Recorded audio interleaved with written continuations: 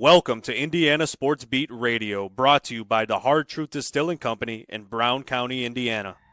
So for the thousands in attendance and the millions watching around the world.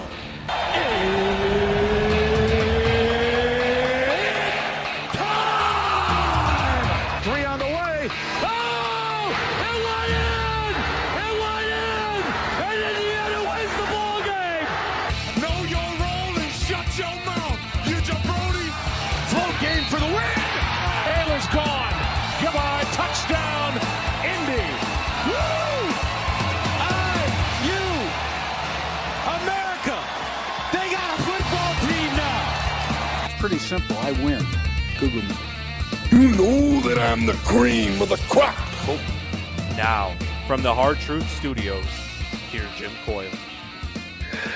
Hello, sports fans. Welcome aboard to another edition of Indiana Sports Beat Radio coming to you here on this Tuesday. It is January, and brother, it feels like it. Negative temperatures right now. It's it's cold. It's just cold. There's no sense in putting a number on it because it doesn't make sense, and you can't. There's no way to explain to somebody how 0 degrees feels, how 32 degrees below the point of freezing feels.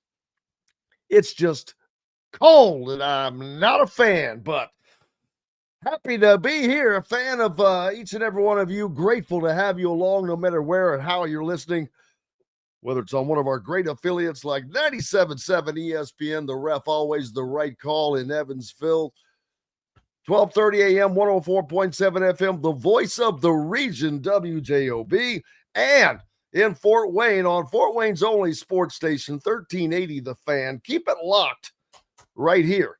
No sense in going anywhere else. And for those of you, ow, man, that was a serious paper cut. Listing on the ref, WREF.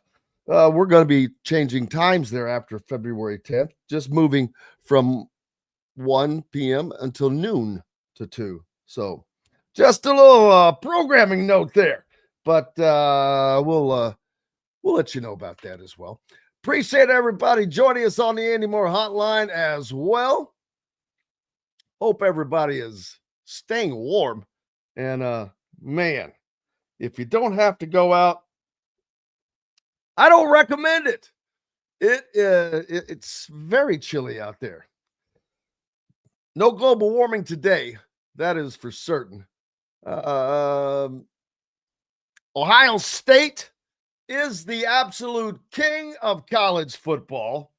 Ryan Day went from being the class clown to the toast of the town, I guess. Not really a clown. I'm just getting around it. That's how Ohio State fans were feeling about him about 7 weeks ago after they lost to Michigan at home for the 4th straight time. And they were ready to run him out of town. But the Buckeyes are now the owners of their 7th national championship. The SEC wins back-to-back national championships. So, or the Big Ten, rather. I didn't just say the SEC. The Big Ten wins back-to-back national championships. So, congratulations all the way around. The Irish, they were pretty kind of dominated for a while. Then they made a game out of it. It was a fun game to watch, for certain. I enjoyed it. Enjoyed the college football playoffs. I'm not going to let the naysayers screw that up.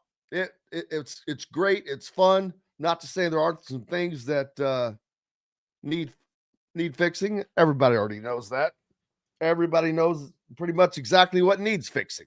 So you got that going for you, which is nice. How's everybody doing all around on the hotline? Appreciate you guys from all over the place. Hey, I hadn't seen Five for a minute. Good to see you back. Man, got it from everywhere. Most polls have Notre Dame at number 2 and number 3. Oh, you're talking about the final top 25 poll. Does that really matter? I mean, first of all, if it's a poll, if it is an absolute poll, a human poll, I don't really care. Polls are stupid. They're guesses. They're educated guesses. But the polls should not be allowed prior to, well into the season. The polls influence, I think, a lot of things going forward. We'll continue that conversation with the great Mike DeCourcy from the Sporting News and the Big Ten Network, as well as Fox. On the other side, when we hit this break, we appreciate you being with us on this Tuesday, and we're back with more Indiana Sports Beat Radio from the Hard Truth Distilling Company studios. At Ben Davis Chevrolet and Ben Davis Ford in Auburn, we're your one-stop shop for all of your automotive needs. We have the area's best selection of over 300 vehicles, including new cars, trucks, vans, and SUVs. Plus a huge selection of pre-owned vehicles in stock. And if we don't have what you're looking for, we'll find it for you. We also have top-of-the-line service and parts, plus a collision repair center, and we're competitively priced on everything. For sales, service, collision, parts, and more, we do it all. Come see us today or visit us online at bendavischevrolet.com and bendavisford.com. Enjoy healthy, delicious meals at home without the hassle with the Fresh Fork. Chef-curated, ready-made meals delivered right to your doorstep. Proudly fueling IU athletes and now available to you with a menu that's always fresh and diverse, from hearty proteins to fresh salads. The Fresh Fork empowers you to make better food choices without compromising. Let the Fresh Fork help transform your lifestyle for a healthier way of living today at thefreshforkonline.com. Use promo code RADIO20 and get $20 off your first order. Country living is just a swing away. It can be hard to find the exact home that fits your family's needs, so there couldn't be a better time to build a new home with Property Shore Construction. Now building exclusively south of Bloomington within the Stonecrest Golf community. Choose from one of the gorgeous Stonecrest Signature Series house plans. We have several lots available with scenic views of the golf course. Contact Amy Rhoda with Revesco Real Estate for additional information. 812-583-0919 or go to mystonecrestliving.com. Ugly Grouper, located on beautiful Anna Marie Island, Florida, is the place to be, and not just because they have unforgettable meals, including locally sourced seafood. The Ugly Grouper has your favorite craft beers and cocktails, along with live music every day. The Ugly Grouper is family-friendly, able to host private parties, and has the biggest grouper you've ever seen. The Ugly Grouper is the place to be on Anna Marie Island, Florida. Tell them Indiana Sports Beat sent you. Go to theuglygrouper.com for more information. Located on 325 acres in beautiful Brown County, Indiana, Hard Truth Distilling Company is the biggest and the best craft distillery around. While Hard Truth is already known for producing internationally awarded whiskeys and spirits like Hard Truth's sour mash bourbons, sweet mash, and hard road ryes, as well as their cinnamon vodka and the always popular toasted coconut rum. Hard Truth Distillery offers so much more. With a full-service restaurant, ATV, and distillery tours, as well as live music, you can spend an entire day at Hard Truth Distillery while making your entire family or group happy. And that's the Hard Truth. Hard Truth products are available across Indiana, as well as many other states. So no matter where you shop, if they don't carry your favorite Hard Truth product, tell them you want the truth, the Hard Truth. Hard Truth Distilling Company encourages you to enjoy all of their products responsibly and to never drink and drive. Welcome back, Indiana Sports Beat Radio on this Tuesday. Thank you so much for being with us, no matter where and how you're listening. I hope you're staying warm most of all. And if not, we've got the perfect recipe. Warm you up a little bit. Mike DeCourcy from the Sporting News, the Big Ten Network, Fox Sports. Anything else? You got any titles I can throw underneath of that? I think I know that there are. I every Tuesday at 8:50 I appear on contributor. Indiana Sports Beat Radio contributor, baby, star contributor, absolutely. Got the Pens on, I see. Penguins. Yes, the Penguins won last night on the road in LA, and I did not stay up for it. I stayed up for the college football playoff championship, then watched a little bit of the Penguins. And when they got up 3-0, that was good enough for me. Didn't want to see if they blew it. I actually fell asleep right before the CFP ended accidentally. I didn't intend for that to happen, but it happened. And sometimes those things happen. But the college football season has come to a close, but it was I should say the greatest season in the history of college football has come to a close because in my opinion, it was awesome. I thought the CFP was good. There were some things that need to be changed and altered, but that's what you do. You go through, and that's why when they put out a phone model, you do not buy the first model of any phone because there's going to be screw ups. I'm telling you, I'm learning a hard lesson again, even though I know better than that with a phone right now. But Ohio State, man, Ryan Day, he's got a lot of how you like me now in him today, I would imagine. Oh, I would think so. I mean, you discover some very curious things online on Twitter. And it's interesting that like what exists out there. And there's been some really wild stuff over the years. And this one's probably less harmful than some of the wild stuff that I've discovered.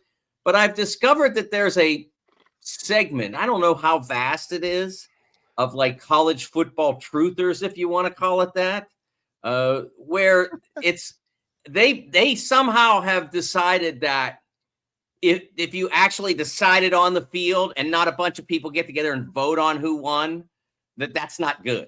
That it shouldn't be an actual playoff. It should be we tell you who's in and then everybody votes. That's how they believe it should be. Or everybody votes and then they play one or two games. It's the craziest thing that would be how they prefer. I mean, they finally got a real season where every game that between consequential teams mattered.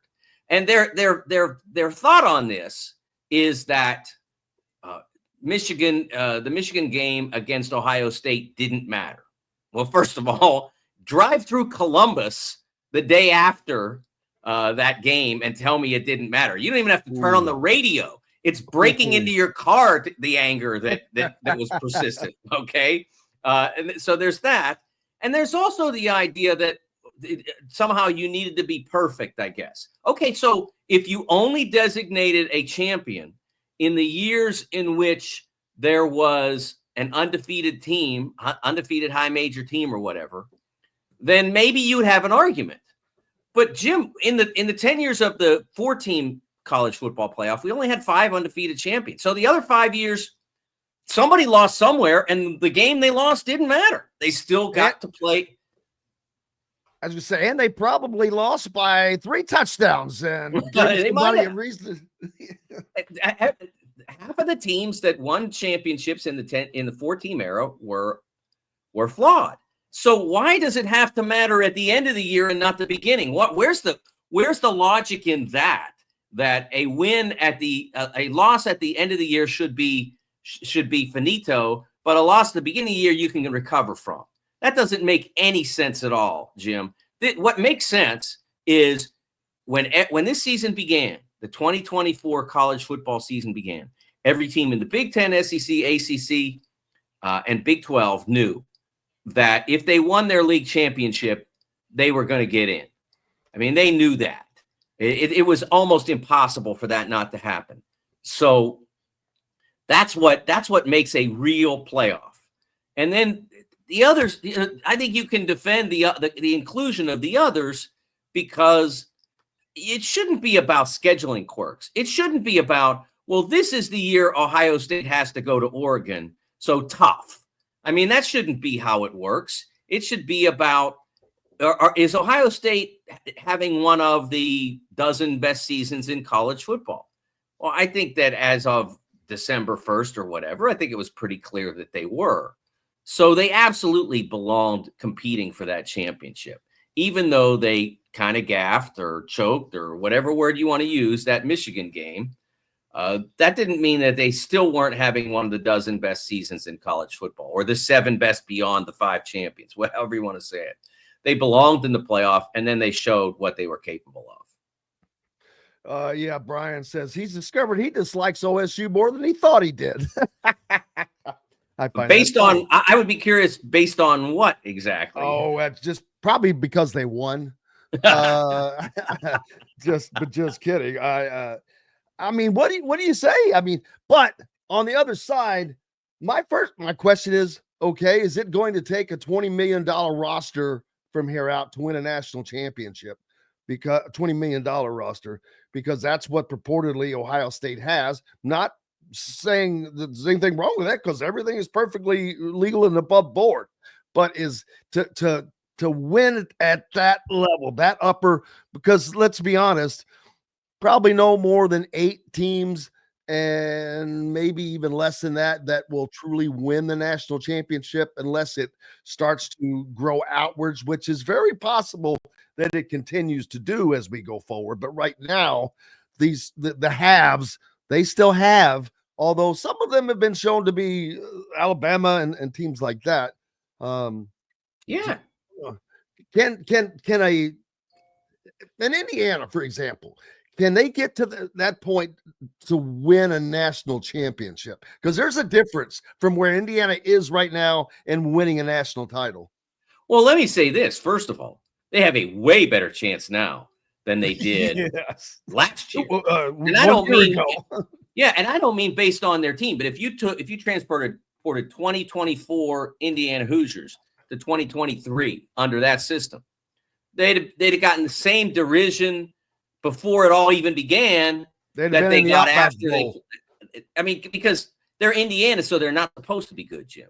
So no one's going to buy them unless they went out and did beat Ohio State on the road, etc. No one's going to buy it unless you absolutely force them to. I mean, think about how long it took Penn State. Think about how long it took Penn State to break into the position where they would be accepted as real contenders. They were undefeated in 68 and 69, and people just said, whatever, it's Eastern football, nobody cares. And then by 82, then they're able to win it, and by 79, they're able to play for it. So it was a decade before anybody took them seriously. They had an undefeated team, 12-0, I guess it was at the time, that was ranked 5th in the final AP poll. That's how little there was acceptance of newcomers, in college football's grand era or whatever. So for Indiana, really, I think all that Indiana has to do is play a little bit better than they did this year. And they can't deny them. Now, is it going to be possible or whatever? Well, I mean, I believe, especially now that we're going into the House settlement era, however long that lasts, because we don't know what lawsuits are going to come from other parties based on this settlement. Maybe non-rev sports, women's sports. Title IX. Yeah, I mean, we don't know the House settlement's biggest crossroads is going to be Title IX, because most schools, of course, are planning to distribute the bulk of the money, most likely, to the football program. Yes. And why wouldn't they? That's where it comes from. And men's basketball.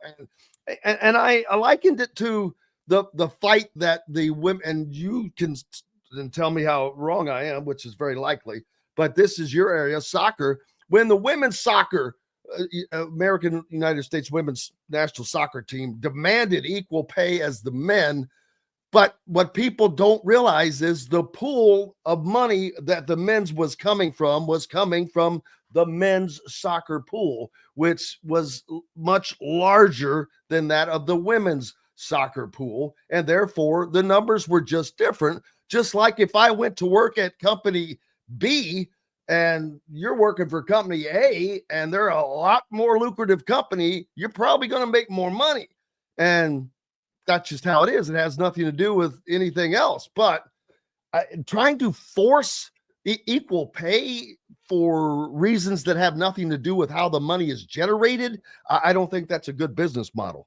Yeah, it was a little bit different in soccer, and I guess there are some similarities here, Jim, because television rights are sold as a package in all the conferences. They're basically the entire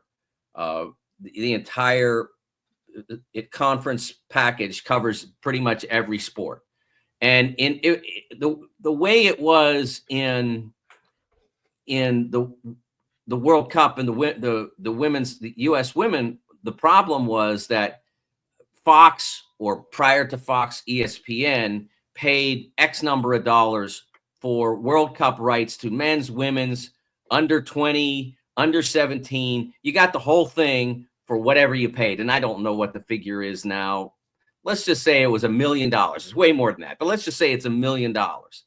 And what FIFA would then do is say that all that $1 million was generated by the men. That's the way it was accounted for, even though they were all included under that million, that million that I made up. So it was really hard to understand exactly what was generated by the women and what was generated by the men. I guess to an extent we can say the same here, but the reality is that the football is the largest part of it. Even men's basketball, as popular as it is and as lucrative as it's been for many years, doesn't generate as much revenue as the men's. And then you have now, relative to the postseason, we know what the college football playoff is worth. We know what the NCAA men's basketball tournament is worth per year. It's going to be like $1.1 billion, I think, starting this year. I think this is the year we go to $1.1 billion that Turner and CBS pay to the NCAA for the rights to broadcast those 67 games. And then ESPN pays another figure to broadcast the women's games. So those figures are there, and they are divided. The conference packages are not, but the postseason packages are. We know what each of those three things is worth. And it is decidedly in favor of the college football playoff, and then the men's basketball tournament, and then the women's basketball tournament. So I don't know where this goes from now, but I do know that, back to our original discussion, that in relative to what the athletic departments can pay their teams, there's a number. I think it's 20. Originally, it was going to be 22, and they got it down to 20. I don't know how it fell, but it's $20 million.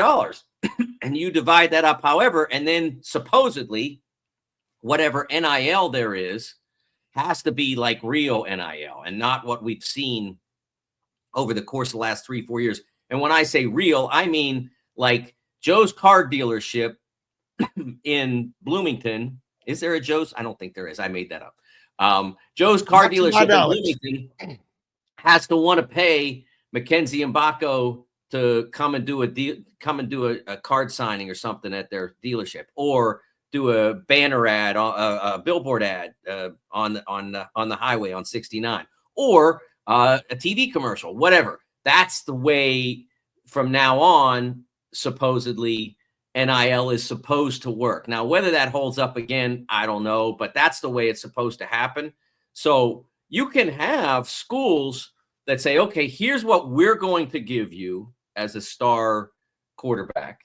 This is what's going to come out of the 20 million. That's going to be ours. And then we have a bunch of boosters who are going to use you in commercial ads, and you're going to make this much more. There's nothing. I mean, I don't think the school can say that. I think the boosters have to do it independently, but it can, there's a lot of whispering going on in every recruiting scenario anyway. So I think that they can do that, but they can't do the collective concept, at least as it operated over the last 2, 3, 4 years. Absolutely. I agree with that. And another thing that has popped up is there is no way there is any objectivity from the ESPN talent like Kirk Herbstreit. And I'm not because Ohio State won, but they are brand biased, and they'll almost admit it because of ratings. Now, wanting the best rated game, I get that, but they should not be in a position to advocate. And while they're not on the committee per se, there's no way that does not. I think that somehow it seeps in because they're carrying the games. They're paying all the millions and millions of dollars, and they are wanting these teams. I believe this team is that Indiana didn't deserve to be in. Alabama did, because that would get a lot better ratings. But there's no way there's objectivity coming from these guys. Someone just pointed out that Herbstreit was crying last night on TV. Are you kidding me? Come on, man. I'm not a fan of his. But I suspect. I used to be. I suspect that it's related to the fact that his son is on the roster at Ohio State, I believe. Although, I thought he was. He has two. I didn't watch. One went to Michigan. Yeah, I didn't watch, but I thought he had a son at Ohio State. I assume that's what was going on. I don't know.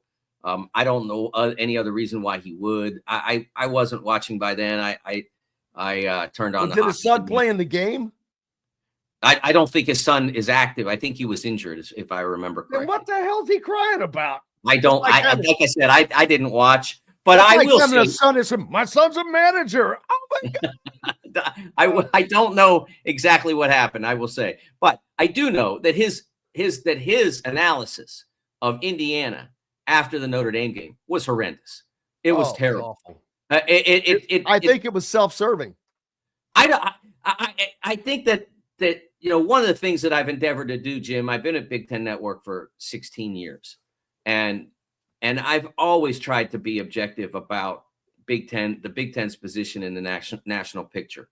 And I point to 2018 when the Big Ten only got 4 teams, I believe, into the field, into the NCAA tournament field. And I warned people in early February that year that even though Nebraska was playing well that season, that the nature of their schedule in a year when the Big Ten wasn't great was probably going to be problematic for them. And I said that on BTN. And I remember at the Big Ten tournament that year, we had in the Garden in New York, and there was a quarter. Nebraska was a 4, and I think Michigan was the 5 coming out of the extra game. And they played a tremendous game. Michigan won. They ended up going on to win the whole tournament. And I was in Nebraska's locker room, and I've never been in a place that was that quiet in my life. I mean, it was like sound was being sucked out of the room. It was like a vacuum. It was amazing because they all knew that was the one. They needed that game, and that would have probably put them over the hump to get in. And without it, they weren't going to get in. And so I think you can do this without doing it, without doing that. So I don't know whether that's what Herbstreit was up to, but it was bad analysis because Indiana had every business being in that tournament based on their season. Absolutely played dominant football. Now, if the schedule that they had, and they went out and beat everybody by a point or 3 or whatever, okay, you could say, well, they didn't really play a great schedule as it turned out. It wasn't really their fault, but it's their problem, as my friend Brian Snow from Notre Dame says.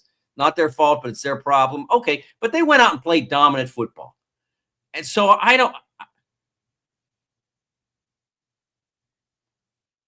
I'm sorry, I lost you there, Jim.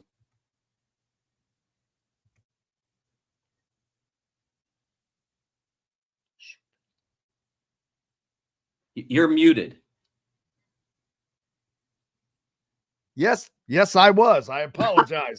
I said I think they beat a team that beat his favorite team in Columbus. Yeah, I mean, and Michigan went out there with, and played against Jalen Milroe and like it was a real Alabama team. It wasn't, half the team went into to the NFL draft or whatever. They beat Alabama, and I thought that the way that was handled was really poor analysis. And so that's where I stand on that. I don't know why he wept last night. I don't know what that was about. Maybe his dog crapped on the floor there. Oh, no. That's another thing. I love dogs. I just adopted a shelter dog. Oh, good for you. why the hell is he feel implored to have the dog on the set? Well, okay, that's all right. But he's got him down on the field in these last several games, running around, and I'm like, that's pretty ridiculous to me. Why is there a dog that belongs to the freaking play-by-play guy or the color guy running around the field before a game of this magnitude? It's preposterous to me. And why would you even think to do that? Well, how arrogant must you be to even think, well, I'm taking my dog to the national finals championship tonight? I think it's just utterly ridiculous. I don't disagree with you. I don't see any reason why that would be the case. It just show up and do the job. That's what it's about. Just show up and do the job and do it well. And don't say ridiculous things like that Indiana had no business being in the playoff because they struggled against the two teams that wound up playing for the championship. I mean, if I had said that, I'd feel pretty embarrassed right now. Absolutely. We'll take a quick break. We've got lots more to get to. Basketball is upon us. Can anybody catch or stop Michigan State as they are still unblemished in the Big Ten right now? And kind of quietly, just rolling along. We'll talk about that and much more with the great Mike DeCourcy on the other side from the Hard Truth Distilling Company studios. Located on 325 acres in beautiful Brown County, Indiana, Hard Truth Distilling Company is the biggest and the best craft distillery around. While Hard Truth is already known for producing internationally awarded whiskeys and spirits like Hard Truth's sour mash bourbons, sweet mash, and hard road rye, as well as their cinnamon vodka and the always popular toasted coconut rum. Hard Truth Distillery offers so much more. With a full-service restaurant, ATV, and distillery tours, as well as live music, you can spend an entire day at Hard Truth Distillery while making your entire family or group happy. And that's the Hard Truth. Hard Truth products are available across Indiana, as well as many other states. So no matter where you shop, if they don't carry your favorite Hard Truth product, tell them you want the truth, the Hard Truth. Hard Truth Distilling Company encourages you to enjoy all of their products responsibly and to never drink and drive. When it comes to apparel and promotions, Freethink has you covered, literally, whether it's 24 or 200 shirts for sports leagues, businesses, or groups. Freethink Apparel and Promotions can also create your very own merchandising store. Freethink Apparel and Promotions did it for Indiana Sports Beat Radio, and they can do it for you. Whether it's screen printing, embroidery, digital printing, promotional products, vehicle wraps, or anything else under the promotional line. See what Freethink Apparel and Promotions can do for you at freethinkapparel.com.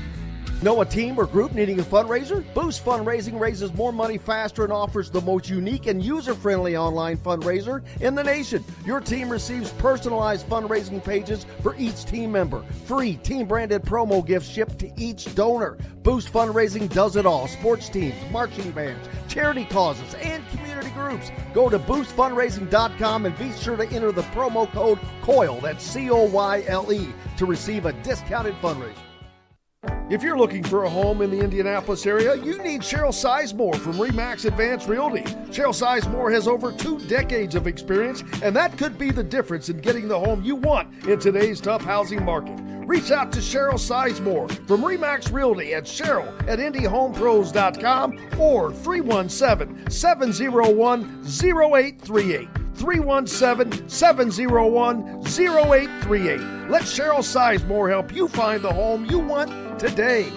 At Ben Davis Chevrolet and Ben Davis Ford in Auburn, we're your one-stop shop for all of your automotive needs. We have the area's best selection of over 300 vehicles, including new cars, trucks, vans, and SUVs. Plus a huge selection of pre-owned vehicles in stock. And if we don't have what you're looking for, we'll find it for you. We also have top-of-the-line service and parts, plus a collision repair center, and we're competitively priced on everything. For sales, service, collision, parts, and more, we do it all. Come see us today or visit us online at bendavischevrolet.com and bendavisford.com.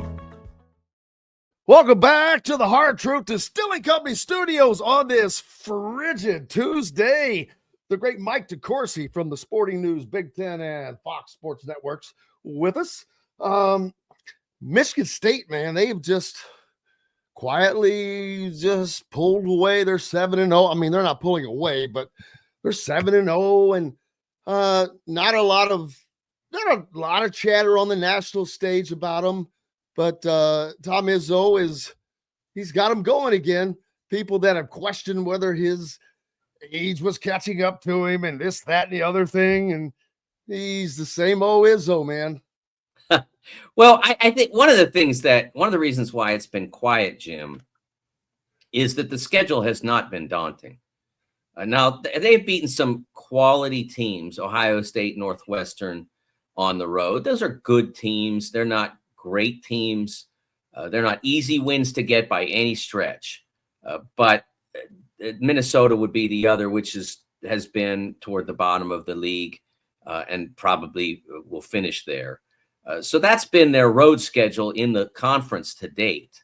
And that's part of why it's been quiet. And then they do get a difficult game on Sunday against Illinois, and it was a great game, but it was a home game. So what they haven't really had to do yet is face the most difficult games, and that's coming for them starting in mid-February. That's when they'll face their most difficult challenges. They also have to make a West Coast trip. They have to play at the Rack against Rutgers next up Saturday. So they have some games that will be challenging to them. It'll really get difficult around the middle of the month, middle of next month. But I like their team. What's interesting about that team is that he plays it a little bit like Herbie Hancock or Charlie Parker or whatever the moment feels. It's a jazz kind of feel to it. It's not, okay, this is when these guys go in, and this is when these guys go in. They go in it's like, okay, this is what we want to be, and who's going to make us be that today? We've seen Frankie Fiddler have big days. We've seen Xavier Booker have big days. We've seen Cohen Carr have huge days. I mean, there's a core, the guards, you're going to see Jace Richardson off the bench. That Jeremy Fears is going to be the point guard. Jaden Akins is going to be the primary wing.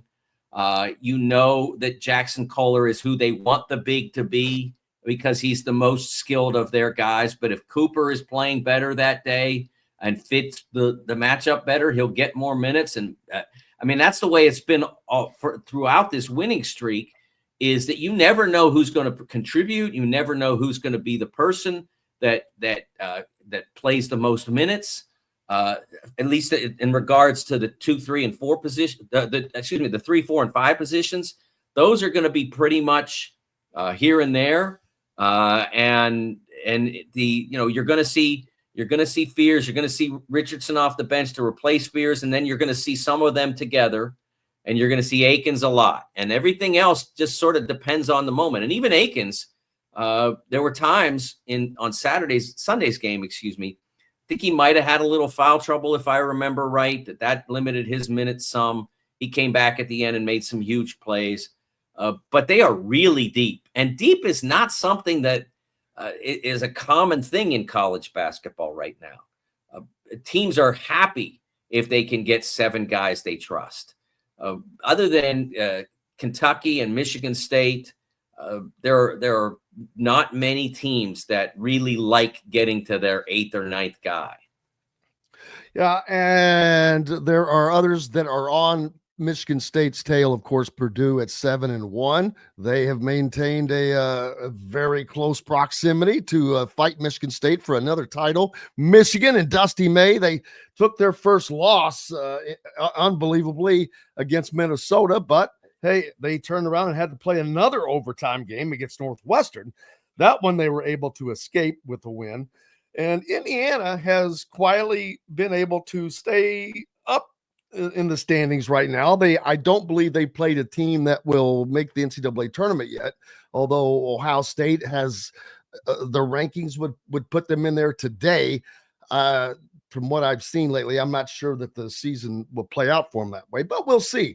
But the thing about Indiana is all the rumors that are going on. Here's one that I had not heard yet.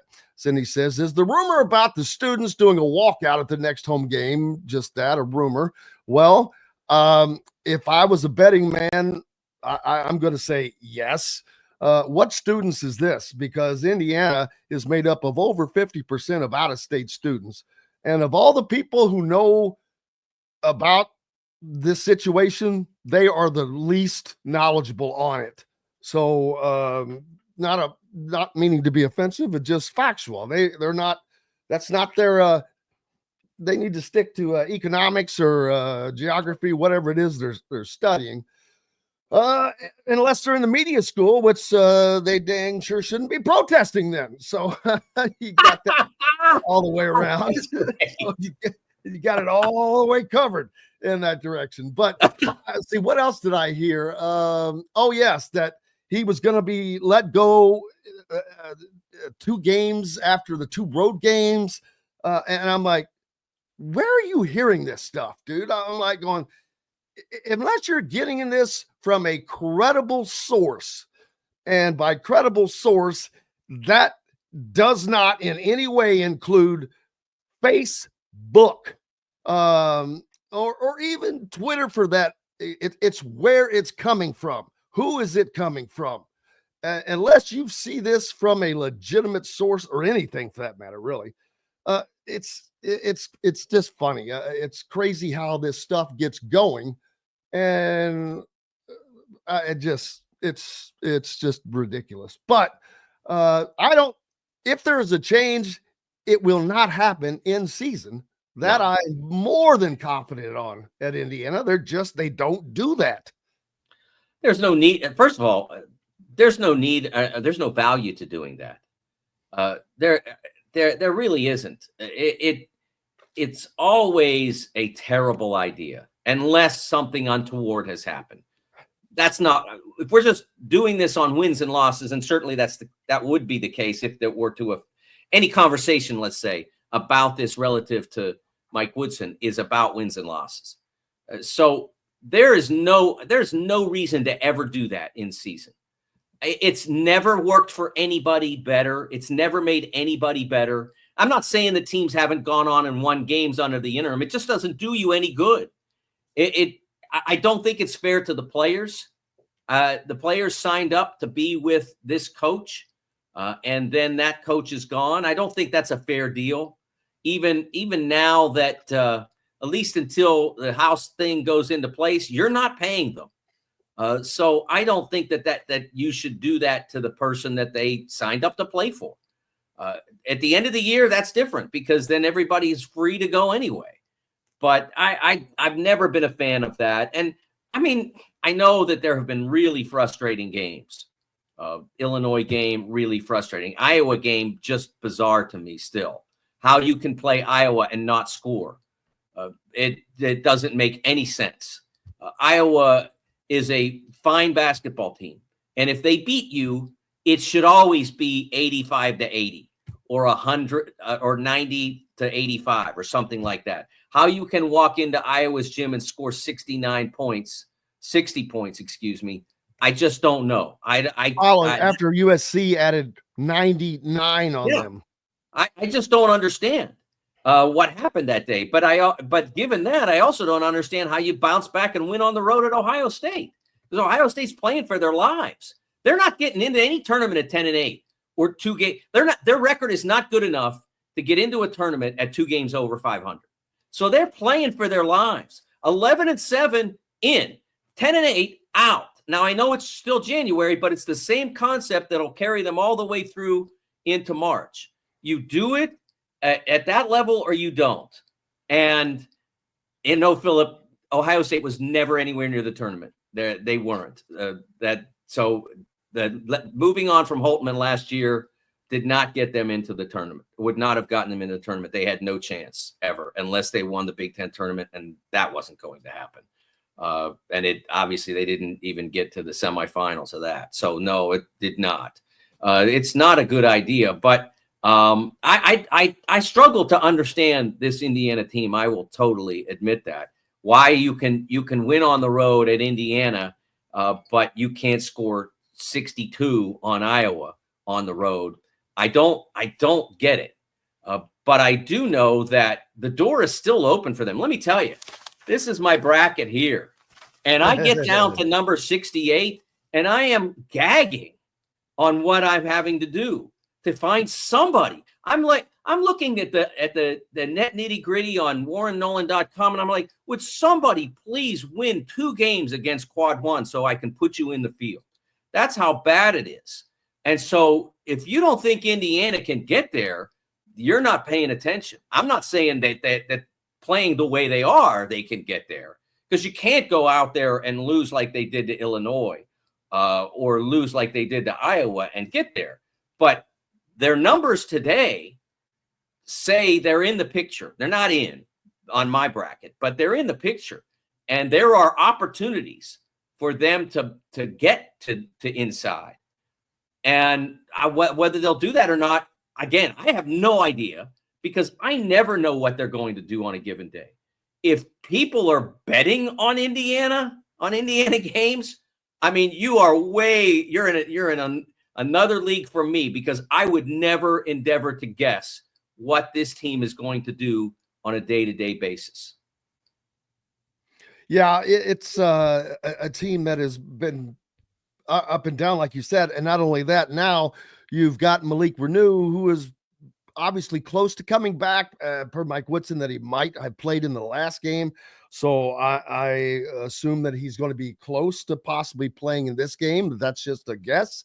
We'll find out tomorrow night as Indiana heads to Northwestern up in Evanston to take on the Wildcats in a game against another bottom feeder of the league, to be honest with you. And they've been fortunate to have a lot of games against those teams here of late, teams that are not going to make even the Big Ten tournament this year. Right now, Minnesota is leading that parade along with Washington, who have both gone 1-6. And then you've got a group at 2-5 that includes Nebraska and Ohio State and Northwestern. Those are your bottom feeders right there that are fighting to get into the Big Ten tournament. And I would not have thought that about Nebraska. I would not have thought that about Ohio State, to be honest with you, heading into this season. But things have not gone the way they had planned. And Rutgers, with the injury, I guess, to Dylan Harper affected them. But they are 3-5 in the league, and they're down towards the bottom. And I'm sure that will change eventually. Yeah, I look at the Northwestern game as an enormous game for Indiana. Northwestern is one of those teams that has been right there in a lot of games, and they just don't have enough perimeter shooting. Ty Berry coming off a very severe injury last year. Ty has a good game every now and then, but is not been able to be consistent coming off that injury. And so they just don't have that consistent perimeter threat to make what Brooks Barnhizer and Nick Martinelli are able to do that much more effective. Those guys have been fantastic. They've been as good as any players in the league. I think Barnhizer, in a lot of ways, has been the best player in the league. Not the most talented player. That's obviously Harper or Bailey. But the best player in the league night to night has been Barnhizer. It just doesn't have enough help with what he's been able to do. But I mean, they were close at Penn State. They were close at Michigan. They win both of those games, and they're in my field, and I'm breathing easy last night putting together the field, because then I don't have to put somebody in that doesn't belong. So that's the chance to go up there and get a win at Northwestern for the Hoosiers is enormous.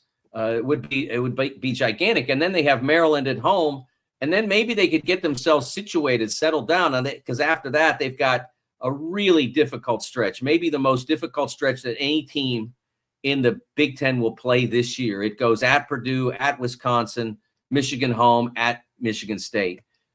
That's as tough as it gets in the Big Ten this season. And so you got to win the next two to see if you might be able to get into that sequence and maybe get one or two. And I'll tell you what, if you're able to get these two and pull two out of that 4-game sequence, I know that's a lot to ask, but if you answer it correctly, you're not even worried about the bubble at that point. I mean, you're one of the teams that's solidly in. So again, it's early, but it's never too early. You know, when you do this every week, twice a week, you sort of start to see the season through that lens, and so it's never too late until it's too late, but you also know that there are consequences to every game, and so that's why that Northwestern game on Wednesday night is significant.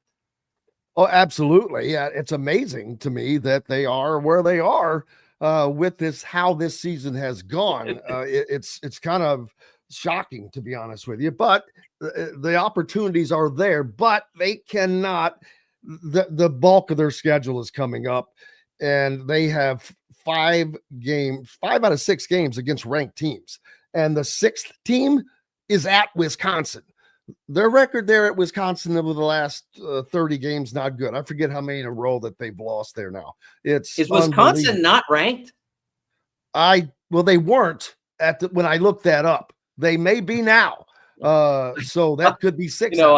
You know how I feel about the polls, but I talked about it earlier because people were coming out with the final top 25 football poll. I'm like going, I don't want to hear it. I don't care about a poll. Polls are stupid. They are.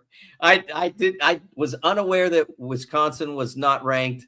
I was aware that look, they're having a season that's going to put them in a prime position at this point for a solid NCAA tournament seed. They're 21st in the net. They have great metrics in just about everything that you could possibly have it in. So I did not know that they were unranked, but I do know that. I apologize. I think they're 18th if this is the AP poll and not CBS's poll. No, this is the Associated Press poll. So I apologize. 6 out of 6, unless someone else has dropped out. Right. It's going to be a very difficult stretch for them, but it starts with you have to get these next 2 because one is it's a road game. They've beaten Illinois up there. They've been really good at home. But it's one of those games that you have to look at that you can get. And then Maryland is a home game. And you're not getting to where you want to go unless you win pretty much all the home games. Absolutely. And you've got to, when it happens, I've mentioned you've got to go on the road. So this is an opportunity at Northwestern to kind of steal a win someplace that you have to make up for if there are any losses that you did not anticipate. But Indiana has got a tough road to hoe if they are going to make the NCAA tournament. I think that is a long shot at best. But if that is even going to be a realm of possibility, Mackenzie Mbako has to return from the abyss. He has he's in a slump, and that slumps happen to people. But this seems to be more than a slump because he's not – normally during a slump, the guys just keep going. They keep shooting. He seems down. He gets down on himself, and his numbers are bad. I mean, he's 4 of his last 29 field goal attempts over 4 games and 0 for his last 15 3-point attempts, and is playing, very few minutes a game right now. A player who has a varied game and skill like him should never allow his 3-point shooting to blow up his entire game. And that's what he's done. The 3-point shots are not dropping, and he's allowing it to affect every aspect. Because a guy like Mackenzie, with his athletic ability, his dynamism, he should be able to get in the lane and get fouled some. That gets you going. But he's not doing that. He's lost his confidence to attack. And when you lose, when the coach sees, like, you put him out there and he's not playing comfortably, it's hard to keep putting him out there because he's missing opportunities, and that affects everybody. If you don't take advantage of the opportunities that either are created for you on purpose or just happen to develop out of the flow of the offense, if you don't take advantage of those, that hurts everybody because then it becomes a bit of a scramble. There's less time to try to regenerate something quality. That's when people pass up open shots that are generated out of the offense or open opportunities to drive, it really impacts the way the team flows. And so that's why you start to see the minutes go down, because every one of those situations is like a turnover. And you can't keep having that happen. And that's where we are. He's got to get back into believing in himself as a player, not just as a shooter. I think that's an amazingly great point. It's perfect because as soon as you said that, I'm like, you know what? One of the things I noticed at the start of the season was he had increased. That was an element of his game he had added, was attacking the rim. And he hadn't done that before. And you're right. He's just tries a couple of shots and they don't fall. Boom, into the hole he goes, and to the bench he as well. Mike, what's up next for you, sir? Yeah, tomorrow we will have the Sporting News midseason All-America team for college basketball. So some fun there. I got to get together today, but it'll be a fun thing to put out there. And then Saturday I'll be back at Big Ten Network, and I'm on Fox twice this week, FS1 twice this week, on post-game shows on Tuesday tonight and Thursday, talking about my brackets. So today's bracket will be published this afternoon, or late this morning, early afternoon, at CBB on Fox. Who are the last 4 teams? Oh, because you probably can't give that right now, can you? Last 4 teams in? Yeah, just something simple. I can tell you that right now, the last team I have in is Xavier, and I like their program. I like all the people there. I've known Sean for almost 40 years, but they need to do more to really belong. It's just that's the nature of this field. Absolutely. The great Mike DeCourcy joining us from the Sporting News, Big Ten Network, and Fox Sports. Make sure you give him a follow and keep up with all of his content, especially at the Sporting News. Appreciate you, Mike. Thanks, Jim. You bet. We've got more coming up as Indiana Sports Beat Radio rolls on from the Hard Truth Distilling Company studios right after these messages. Andy Moore Honda is Bloomington's #1 Honda dealer for a reason. Buy a new Honda and get a 3-month break from car payments. That's right, no payments for 90 days.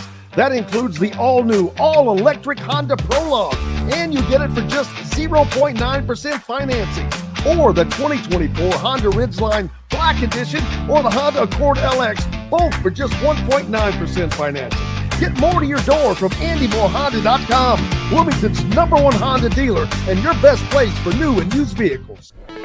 Hoosier Hanks East, located on College Ball Road in front of Kroger in Bloomington, is everything you could want. Great food like their custom pizzas, wings, wraps, unbeatable daily drink specials, live music on Fridays, and Hoosier Hanks East is home to Inside Indiana Football and Inside Indiana Basketball coaches shows hosted by Don Fisher. Be on the lookout for Hoosier Hanks ticket giveaways to Indiana and Colts games on social media. Stop by and meet Hoosier Hank at Hoosier Hanks East on College Ball Road in Bloomington.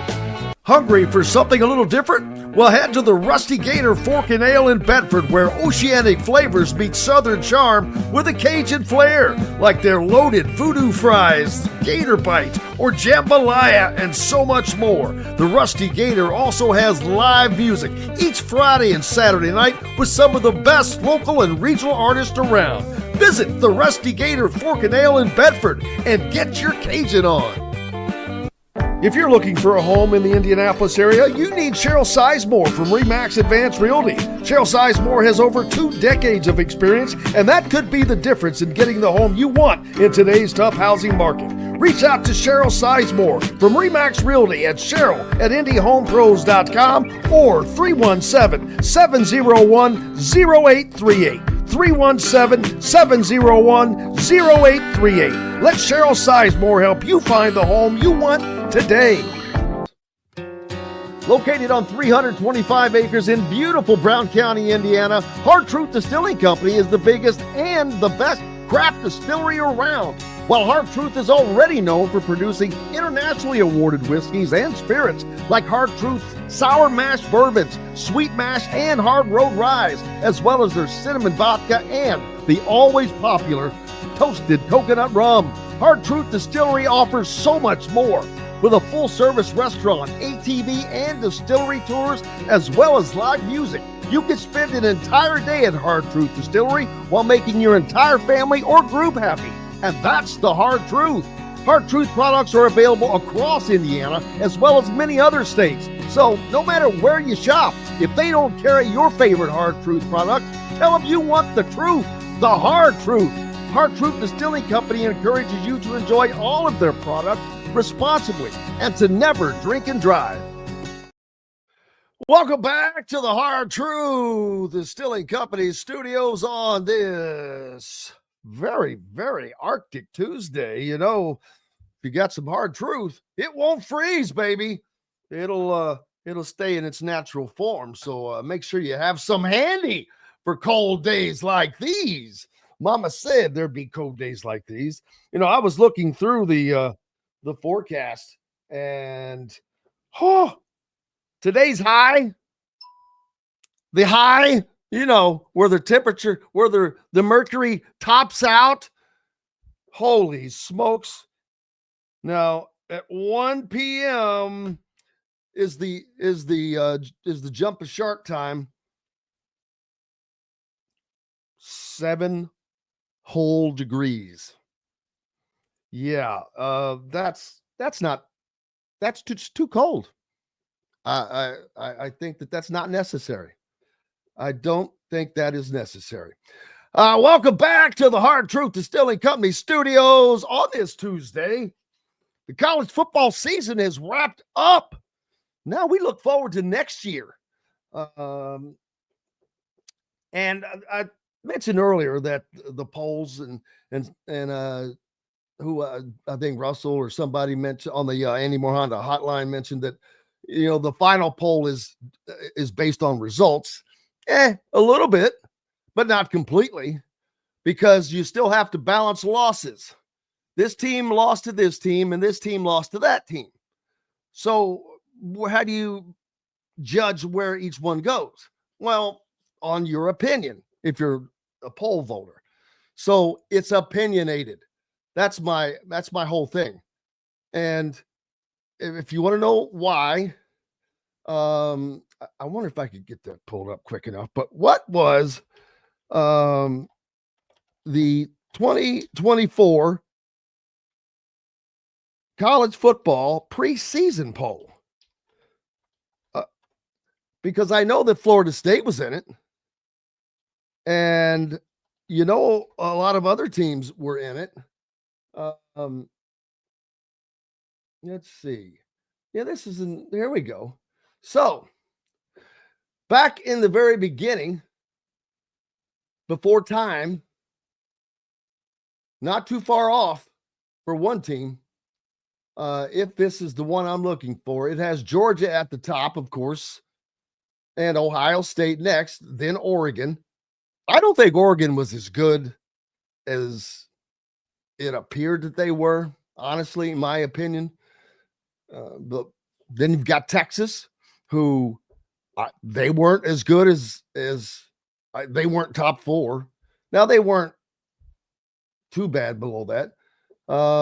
Then there's number 5, Alabama, number 6, Ole Miss, number 7, Notre Dame, number 8, Penn State, number 9, Michigan, number 10, Florida State, Missouri, Utah, LSU, Clemson, let's see, Tennessee, Oklahoma State. Oh my God, they are awful. Kansas State, Miami of Florida was down at 19th. Texas A&M, Arizona, Kansas, who had a bad year, although they had a great run. So North Carolina State and Iowa. But Indiana will undoubtedly be in any and all way too early top 25s for next season. We'll get to that a little bit later. Right now, Travis Miller's going to join us from Boiler Upload. Travis, how is your day going? I hope you have a parka and a nice shawl to wrap around you. You're muted. I think you muted yourself, but I did that myself earlier.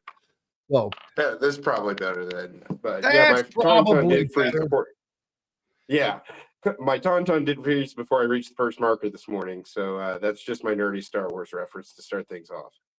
Perfect. You know, the Big Ten is It's going along kind of as expected this year in basketball. A lot of teams that are fighting, and although right now, Michigan State, obviously, the team in first, undefeated, but it's only 7 games, about a third of the way through, I guess, pretty close to that, maybe just a tick over.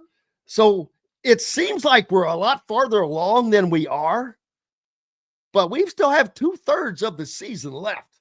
A lot of big time games coming up that are going to be just fun. The upsets that we've seen, Minnesota beating Michigan in overtime, then Northwestern taking Michigan to overtime. It's just going to be, it's a meat grinder. And I'm going to be very interested to see if the teams that are currently at the top can stay up there. I expect that they will, but somebody's going to drop. Somebody's going to rise. I think Illinois has the greatest potential to rise. I think their record is probably a little south of what their talent is, but they've played some hard games already. Indiana has not had their hard games yet. They've played Penn State. They've played Rutgers. They've played Nebraska, Ohio State. They've played, I mentioned earlier, I don't think Indiana has a win over a team that's going to make the tournament, at least not in the Big Ten for certain. Well, I guess that would make anywhere. But we don't know yet. And it's odd because if you look at the Big Ten standings right now, Indiana is, I think, in 5th. Purdue alone in 2nd at 7-1. Michigan right behind them at 6-1 after getting that upset loss. But Wisconsin has snuck into the picture, quietly just rising up, 5-2 in conference play. Oregon is not what the pollsters thought. I think, Travis, they've taken some losses that were pretty definitive. Didn't Illinois just beat the snot out of them out there at Oregon? Yeah, Illinois blew them out. They lost at home to UCLA, and then this past Saturday they lost at home to Purdue. So they've already dropped 3 home games. And as you know, it's ridiculously hard to win the Big Ten if you lose, I'd say, more than 2 home games, really. And that's just kind of, you got to keep an eye on that home record. Illinois had a kind of inexplicable home loss to USC recently. That's going to kind of hang on them. So, I think that there's about 5 teams left that have a legitimate shot. I think it's Michigan, Michigan State, Purdue, Wisconsin, and Illinois. Purdue's just playing extremely good basketball right now. I don't think you can discount what they did out on the Pacific Northwest trip they had here. They had a pretty awful first half at Wisconsin. At Washington, they were down 10 late in the first half at Washington and came back and just dominated the second half to win that game going away. And then at Oregon, it was just impressive to see them. It was not the prettiest game. Neither team shot the ball well. There were a lot of turnovers, but it's the type of game that a team that wins the Big Ten is, that's what they win. That is the type of game that they win. They grit it out against another contender on the road, and I think that's just a tremendous victory right now. And Purdue's got a chance to make a statement here. They've got 4 of their next 5 at home. They are expected to defend Mackey Arena like they always do. The one road trip there is at Iowa, who is they are completely and utterly incapable of playing any sort of defense whatsoever. So there's a real chance Purdue's going to be 12-1 in the Big Ten when they go to Michigan here in a few weeks. Again, none of that is guaranteed. They've got Ohio State tonight. They've got Michigan at home on Friday, and then they've got Indiana next Friday night. But before going to Iowa, and then they're at home against, I think it's USC. So that's 5 games. I would say Purdue's going to be favored in all 5. Will they win all 5? There's no guarantee of that, but they've got a really good shot at it. And you get to 12-1, 2/3 of the way through the schedule, you're in real good shape, and that's what I'm looking at for Purdue right now. Well, as I look at the remainder of the teams that are chasing a Big Ten title, Michigan State, Michigan, Wisconsin, Illinois, even up there, they're not going to lose. The champion is not going to lose as many games as I thought at the beginning of this season, with as tough as this conference is. Michigan State getting out to that 7-0 burst is a little surprising that a team has been able to go this far unbeaten in this league, but I'm not sure exactly what their schedule has been thus far. That one didn't pop up as I wished it would have, but I'm sure they played some hard games along the way, but they're also a good team. They're well coached as always.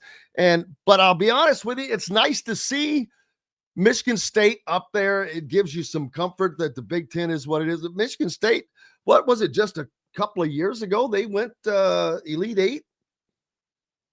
Yeah, they're always going to be a dangerous team and everything. And it seems like Tom Izzo's kind of got them back performing really well in the Big Ten, because they've been down the last few years. I know their definition of down is, we still easily make the tournament, but they're definitely competing for a title, and I think they've got a really good shot. One of the advantages they have, they do not have to come to Mackey Arena. They get Purdue in East Lansing, and that'll be a game that I think is going to be really big in the Big Ten standings. One that could possibly, if it were earlier in the year, I think it could be possibly big in the Big Ten standings, is Purdue goes to Illinois, but it's the final game of the regular season. There's a very good chance that the Big Ten is going to be decided by then, especially since Illinois has got 3 losses already. They're just a really strange team to me. I think they have the highest ceiling of anybody in the conference, but they've got some really head-scratching losses. They lost to Northwestern on the road. They've lost at home to USC. They just lost at Michigan State. That's not a bad loss in any way, shape, or form.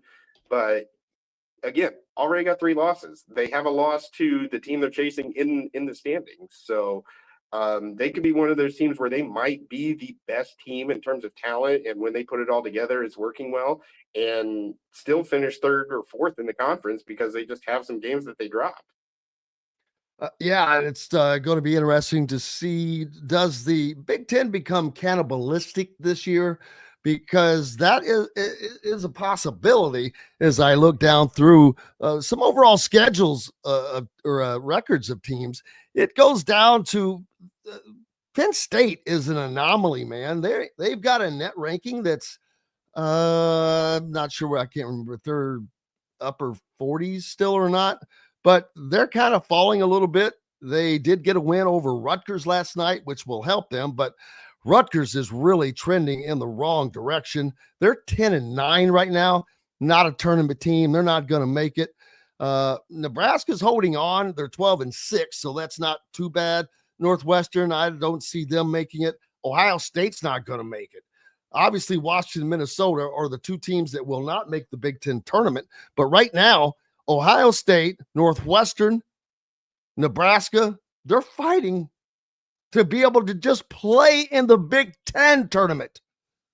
Yeah, that's wild to me, but it's what you get with these just absolutely bloated conferences. I kind of like that not everybody is going to make the Big Ten tournament. I think it's nice. I think it adds a little spice to the regular season here, but you still have to be on your toes. I mean, look what happened to Michigan going up to Minnesota. I mean, Minnesota, definitely, yeah, they're probably the worst team in the conference. They managed to beat Michigan when Michigan had an off night. So you got to be ready every single night. I didn't expect USC to go into Illinois and win by 10. And that's a shocking victory to me too. So, again, it's all about defending your home court. And if you can't do that, you're not going to be competing for a conference title right now. No, and it's going to be also curious to see how many Big Ten teams make it in with this expanded conference, although that only 2 of those added teams are going to make it. Obviously, Washington's not even going to get to play in the Big Ten tournament their first year in the league. So that stinks for them. But and then who am I missing? Oh, USC. They'll play in the tournament. They're 11-7 overall, but they're one of those teams, not an NCAA tournament team. Right now, I see 1, 2, 3, 4, 5, 6, 7, 8, 9, 10. Probably 10 Big Ten teams make the tournament, I think, right around there. Ironically, Indiana is a team that, as badly as they have actually played and their metrics numbers are not great, they still have a shot. And that's crazy because of this schedule, because they have games coming up. 5 of 6 are against ranked teams. You throw some wins together and your metrics move up a little bit. Who knows? But that's I had said that Indiana was not making the tournament probably a couple of weeks ago, just based on what I had seen on the court. Now you've got Mackenzie Mbako that is in a slump. You've got Malik Renew that has been out. Is he ready to return? He could play as soon as tomorrow night. We'll have to wait and find out. But Northwestern is fighting for their Big Ten tournament life as well, and they're going to be at home. Getting a road win is tough. They're coming off of an overtime loss at Michigan, so they're going to be grinding it. Yeah, any road win that you can get in this conference is a good road win, especially if you can string a couple together. Purdue's already won 4 road games, and that's tremendous no matter who you are in the conference. Indiana just got a big win at Ohio State.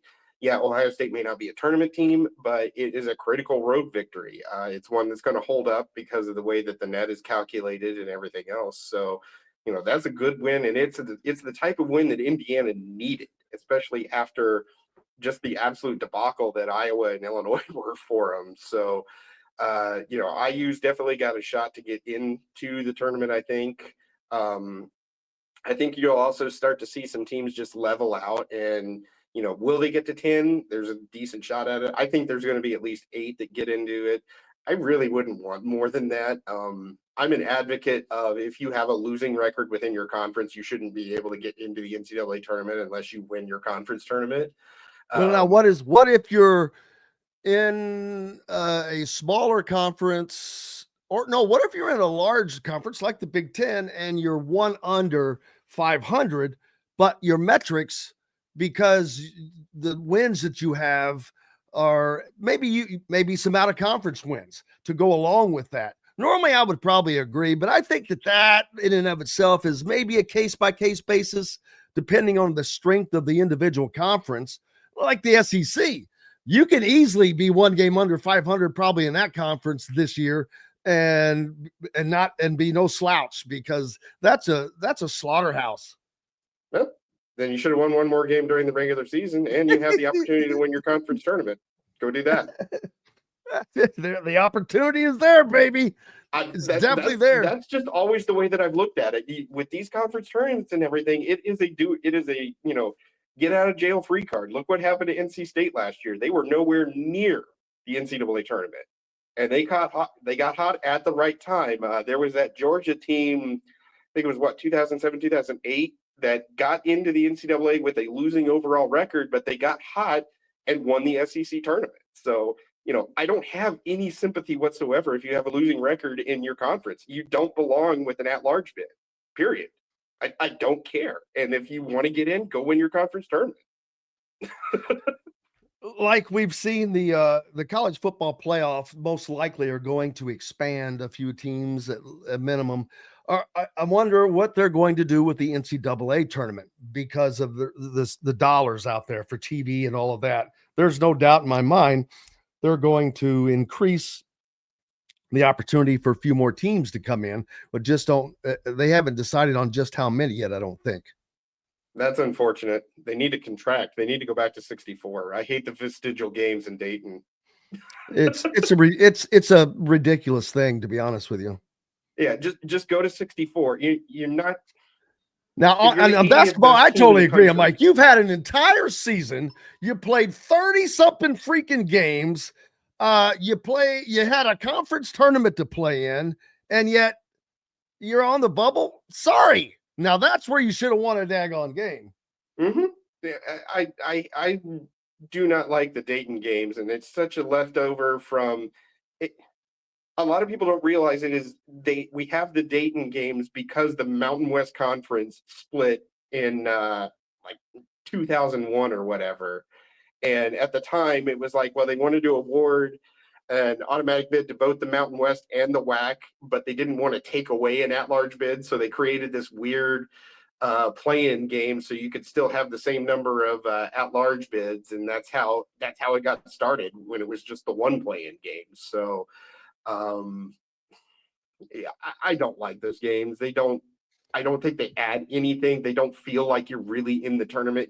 To me, to get into the tournament is you're at one of the 8 sites on that Thursday or Friday, and you're playing in one of those 4 games at those 8 each of the 8 sites. If you lose in Dayton, I don't view you as being in the tournament. That's again, I'm an elitist. Call me an elitist. I don't care. I agree. Well, I agree because it's called a play-in, right? I think you it's don't first win, 4 is what they're trying to do. They really don't want to call it a play-in, but it's like with college football, it's not the 2-minute warning, it's a 2-minute timeout. Whatever. The schools want to be able to say they made the tournament. Oh, we made the tournament. Yeah, no, if you lose in Dayton, you didn't make the tournament. I agree. Tonight, minimum, Big Ten. If you're going to keep those vestigial games, make them all at large teams. Don't punish these teams that win an automatic bid from like the MEAC or something and make them play an extra game. Let them go to the full tournament and whatnot. Tonight in Big Ten action, Minnesota travels to Iowa to get run up and down the floor. That's a 9:00 game. Wisconsin, number 18, Wisconsin at unranked UCLA, a team that started the season really well. And Mick Cronin's squad, things just started going badly. He was browbeating the players, browbeating the officials, browbeating himself, I guess. It has not been kumbaya out in Westwood.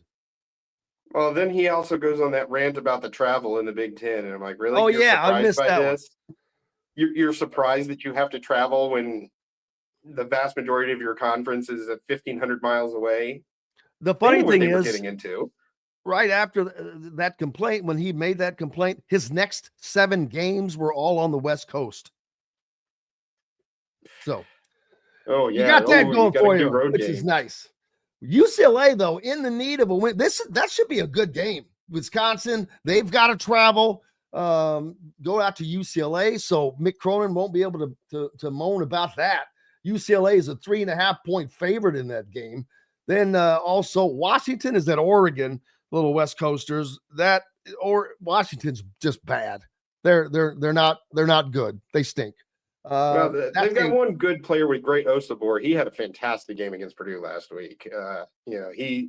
He's a solid player, and he's the kind of guy that he might drop 30 and pull an upset almost by himself. So 12.5-point favorite Oregon is, and starting the night off, the Buckeyes of Ohio State. Speaking of, they travel to West Lafayette, where Travis will be tonight, for Purdue hosting the Buckeyes in a 7:30 contest that is on Peacock. And the Boilers are a 9.5-point favorite at the moment. And the over-under is 140, so that's expected to be a 70-60 type of game. And that sounds about right. Ohio State, they need to find something. And Mackey Arena is not the best place to do that, but they need to find something or they're going to keep going downward. They're already 2-5 in the league, like I said, 10-8 overall, and in danger of missing out on the Big Ten tournament. Yeah, that's a game that if Ohio State were to get it tonight, that's going to, kind of turn their season around, because it's going to be difficult for anybody to win in Mackey. I mean, it's difficult for anybody to win in Mackey Arena in most seasons.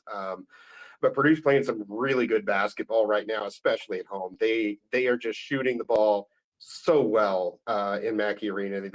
And you could see it. They struggled to shoot at Washington. They struggled to shoot at Oregon. But the last time they played at Mackey, they hit 19 3-pointers and just absolutely blew Nebraska's doors off. So it's going to take a special effort for Ohio State to come in there and win tonight. But again, you never know. I mean, Purdue does seem to have just one game a year at home where they don't have it. And everybody does. It happens there. It always happens, man. And so far they have not had that game. And, will it be tonight? Like we said, it's kind of early in the season yet. We're only just over a third of the way through the season. So there are not only games against, you look at Minnesota beating Michigan. Minnesota clearly the worst team in the league, along with Washington, and Michigan is one of the better teams. At least they have been up until this point. It happens, man. There are those nights when your shots aren't falling and theirs are. Yeah. And, and Purdue's just on that tremendous run right now. They have not lost a home game since Indiana walked in there 2 years ago and beat them. Wow. They've got one of the longer home win streaks in the country. Unfortunately, things come to an end. And I've seen it happen in the last few years. I've seen, Rutgers come in and spring an upset by hanging around. I've seen Wisconsin come in and spring an upset by hanging around. And Ohio State's got the talent to do that. They beat Purdue last season in Columbus. So, I wouldn't totally count them out tonight. And it's just, a cliche, but yeah, one game at a time, really. Absolutely. What's up next, man? Not much. We're still on basketball here and just tracking everything and enjoying another solid season. It's great to see that Matt Painter's done a fantastic job, I think, this year adjusting to life without Zach Edey. And you've seen this team kind of learn and grow on the fly. Had to cope with an injury of losing a starter, just 2 games into the season. And they're just really coming together right now. I don't think they're as good as they were last year, but they're still capable of playing some tremendous basketball and making a deep run. So it's going to be interesting to see where they go and how well things work out for them. Sounds good. Travis Miller from Boiler Upload joining us here on Indiana Sports Beat Radio. I appreciate you, sir. Thank you for having me. As always, we've got more coming up here from the Hard Truth Distilling Company studios. That final AP football poll is out. Indiana, where did they finish? Are they a top 10 team or not? More on that when we return to the Hard Truth Distilling Company studios right after this break.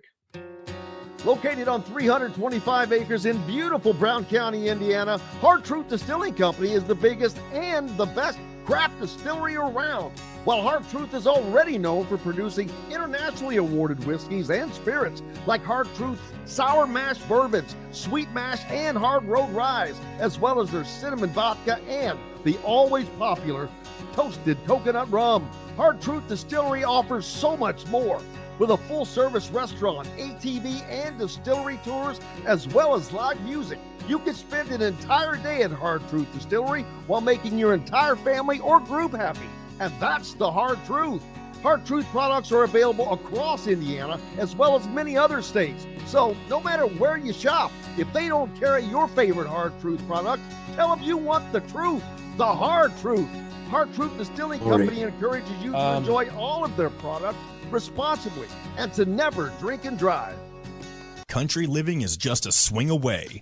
It can be hard to find the exact home that fits your family's needs, so there couldn't be a better time to build a new home with Property Shore Construction. Now building exclusively south of Bloomington within the Stonecrest Golf Community. Choose from one of the gorgeous Stonecrest Signature Series house plans. We have several lots available with scenic views of the golf course. Contact Amy Rhoda with Revesco Real Estate for additional information. 812-583-0919 or go to mystonecrestliving.com. Hoosier Hanks East, located on College Ball Road in front of Kroger in Bloomington, is everything you could want. Great food like their custom pizzas, wings, wraps, unbeatable daily drink specials, live music on Fridays, and Hoosier Hanks East is home to Inside Indiana Football and Inside Indiana Basketball coaches shows hosted by Don Fisher. Be on the lookout for Hoosier Hanks ticket giveaways to Indiana and Colts games on social media. Stop by and meet Hoosier Hank at Hoosier Hanks East on College Ball Road in Bloomington. Whether it's a night out with the family, after work with colleagues, or catching the game with friends, Bubba's 33 is the place for you. Bubba's 33 offers a mouth-watering menu of selections that are all made from scratch every day. The portions are big, but the prices are small. And with over 50 big screen TVs, you'll never miss the big game. Bubba's 33, pizza, burgers, beer. Ugly Grouper, located on beautiful Anna Marie in Florida, is the place to be, and not just because they have unforgettable meals, including locally sourced seafood. The Ugly Grouper has your favorite craft beers and cocktails, along with live music every day. The Ugly Grouper is family-friendly, able to host private parties, and has the biggest grouper you've ever seen. The Ugly Grouper is the place to be on Anna Marie Island, Florida. Tell them Indiana Sports Beat sent you. Go to theuglygrouper.com for more information. Welcome back to the Hard Truth Distilling Company studios on this Tuesday. I hope you are able to stay inside and not have to go out where it is Arctic. And I'm sure for those of you that are further north, it's our friends up in the region and Fort Wayne. Whoo, goodness, gosh, that's too close to the North Pole for me, people. And it's just there's just cold is just cold. I don't like it. Not this cold. You can't do anything. It's terrible. Indiana's Mike Woodson met with the media today ahead of Indiana's road game at Northwestern tomorrow night as the Hoosiers look to continue the win that they gathered at Ohio State, adding another road game, which would be right now, I think that would be a quad one win. I'd have to look and see where if Northwestern's in the top 75. But Mike Woodson met with the media just a little bit ago. Here's what he had to say. Lindsay Mbako's been had a rough go over the last couple games. What have you kind of assessed to be the thing that needs to be fixed, and what approach have you taken with him in practice to get him where you want him to be? He's got to keep working through it. He's taking some good shots, and he's just hadn't made them. And so I just got to. I'm not going to throw him to the curb because he's a big piece of what we do. This is Eckler too, Charlie, by the way. Okay. But we just got to keep working, man. Practice. That's the only way you get out of a funk is when you're struggling to make shots. You got to come in and put the time in and keep shooting and keep working on it. Jack and then Mike.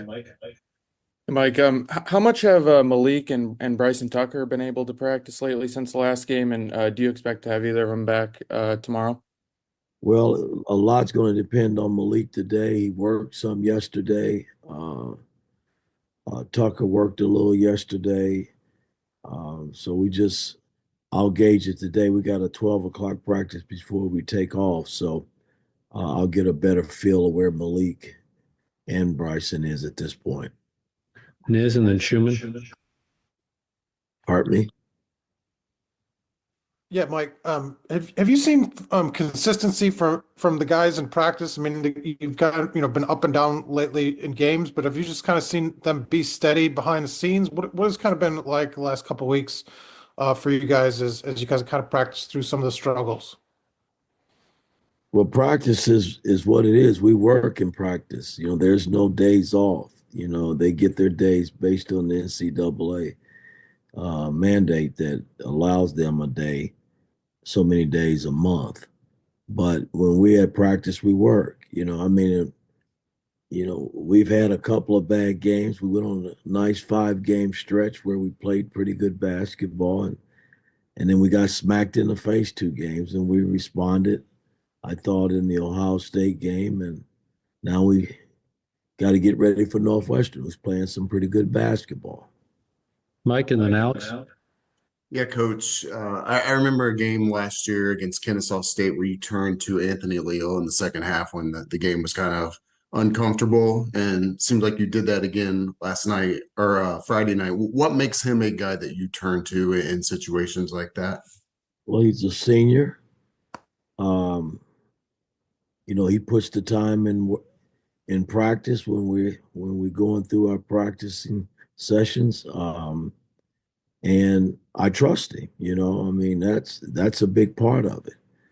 And it's not to say he's going to come in and make every play that you ask him to make, but when you do throw him in, you trust him, and you you're going to get winning plays, and that's important when you're trying to win basketball games. You got to trust the players that you put out there, and they got to trust you. And Anthony's kind of been that way since I've been coaching him.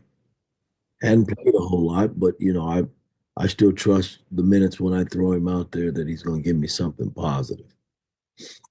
Alex and then Flick. The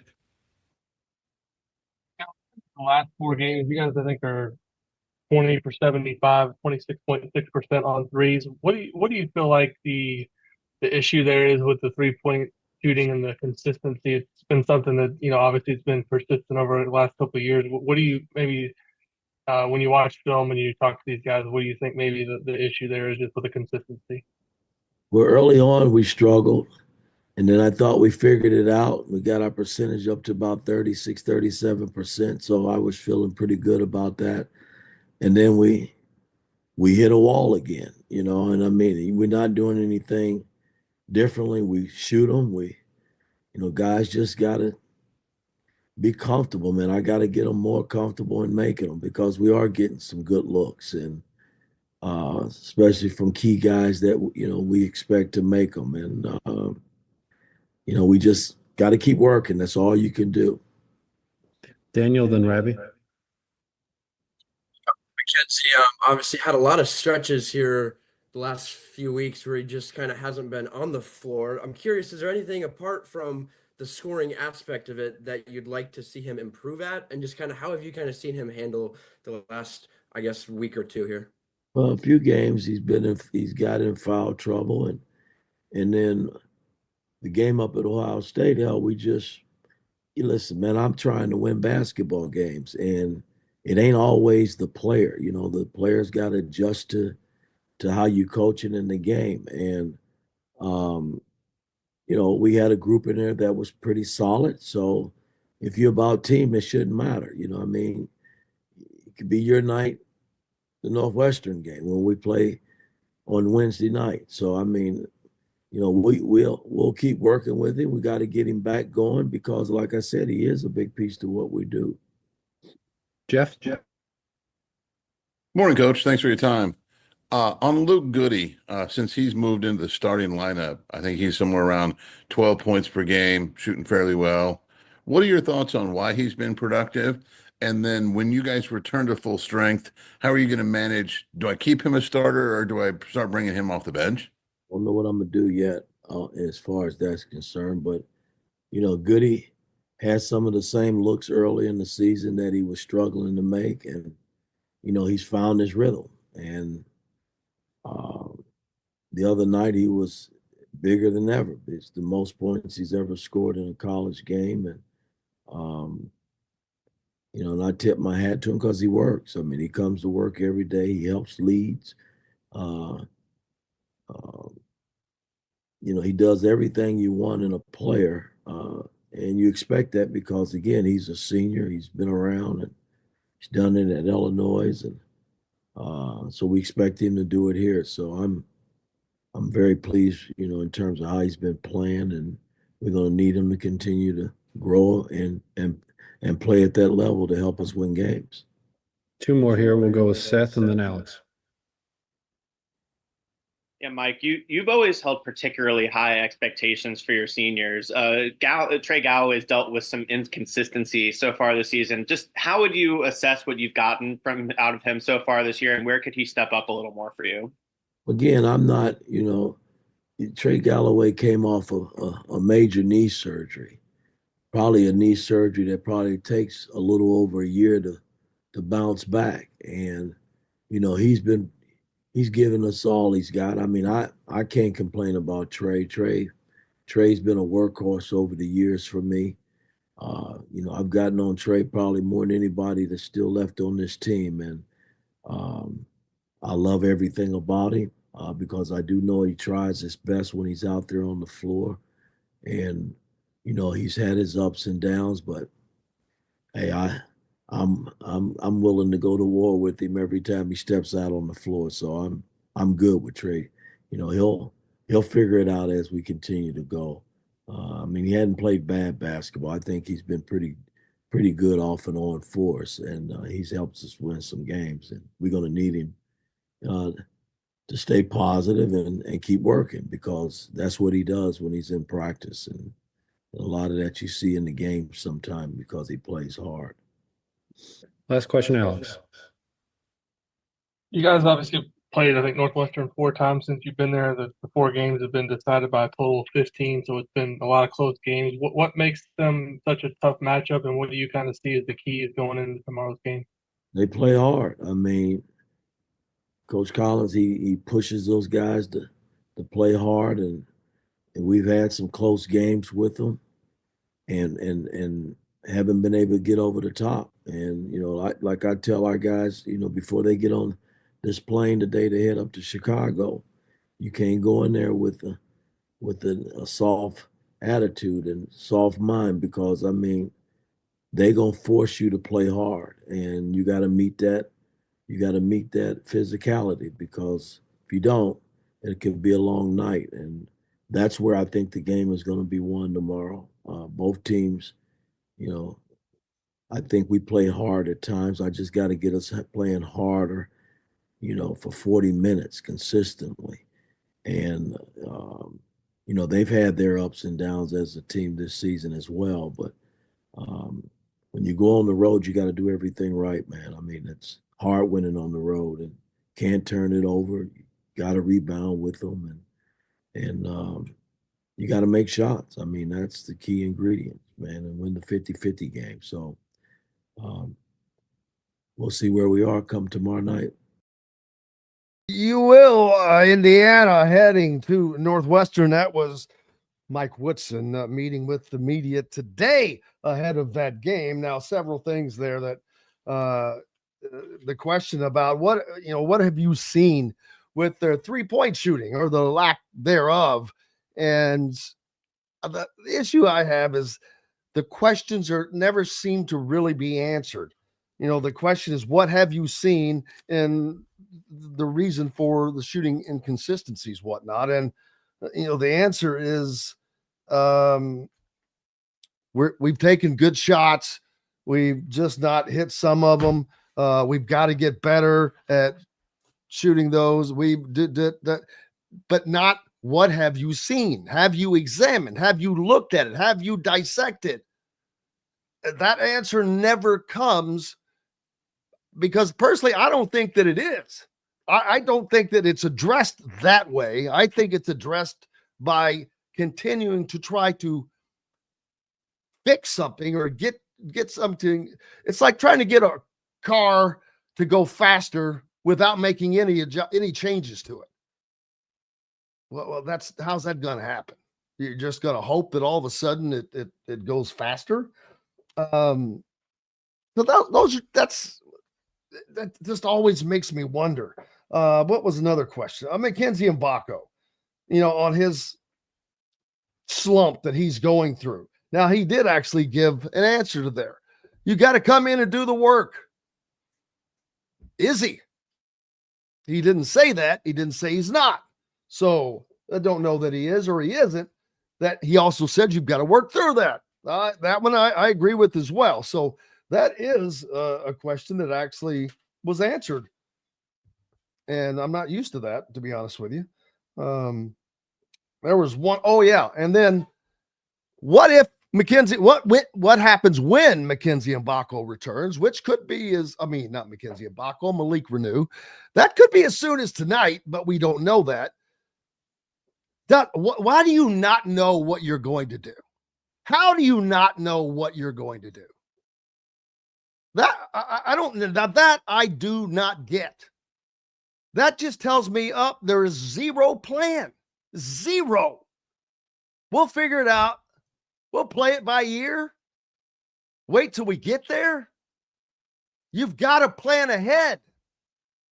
If you travel over to Europe, you better do a little pre-planning.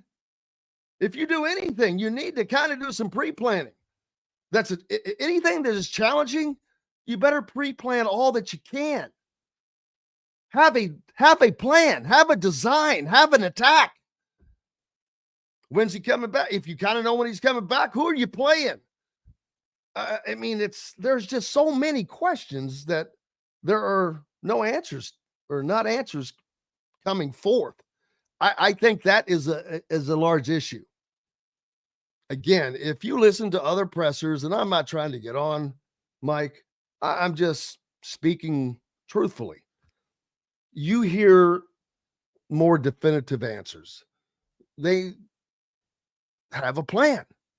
This is what we'd like to see. Now, do you always? No. And do you always want to share it? No. And I get both of those things.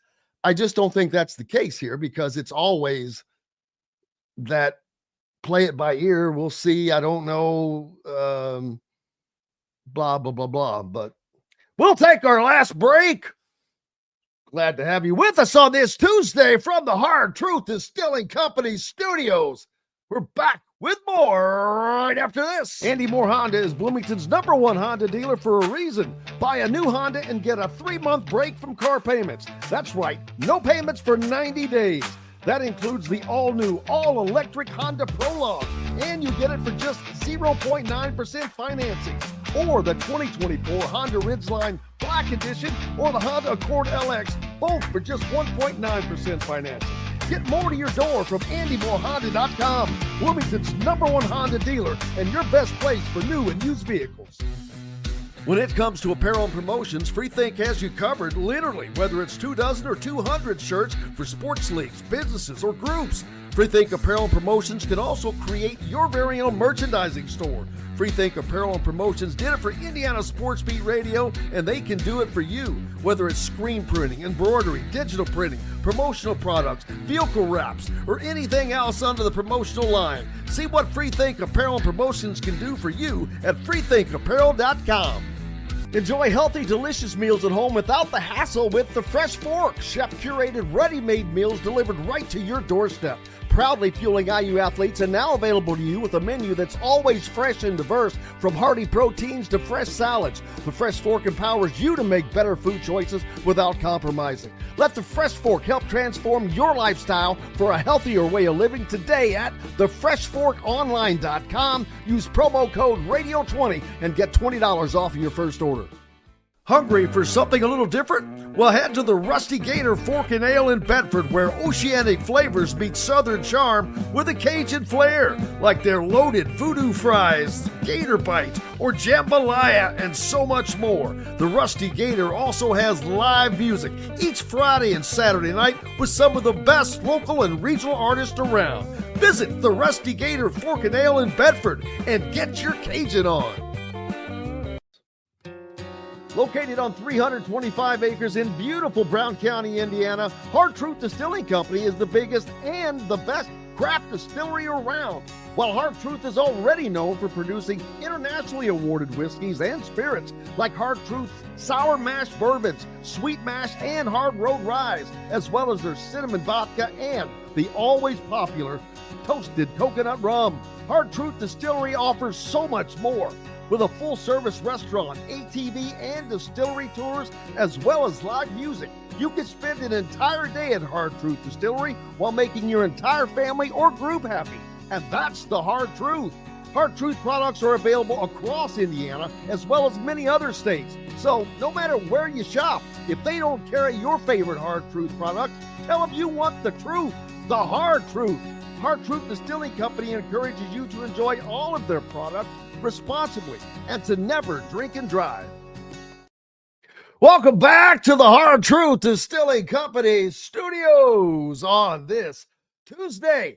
Appreciate you being with us here on the Hard Truth Distilling Company studios.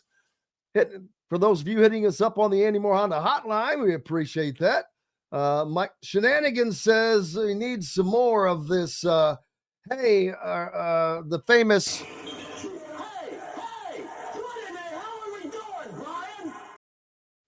Yes, I think that team is could use exactly some of that Shenanigans. That is a dead on request there.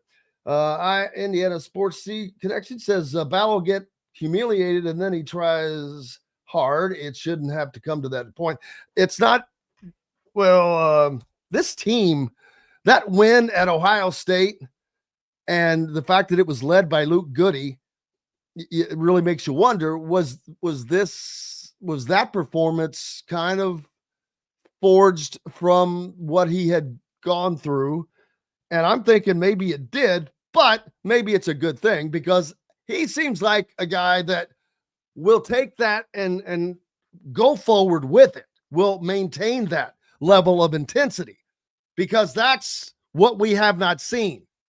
We have not seen players play with the same level of intensity.